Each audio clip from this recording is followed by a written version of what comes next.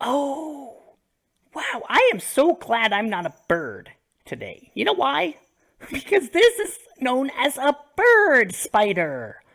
Bird spider? Wow. Sometimes they're also called tarantulas. Can you say that word? Tarantula. Tarantula. I don't like tarantulas. They're a little scary, but they're quite fascinating. They are found in tropical and subtropical places. Maybe there's a nice coconut tree nearby. They can range in size from a few millimeters to up to 10 inches long. Bird spiders have 8 eyes, and the 2 in the front are the most developed. Thanks for watching. Bye bye.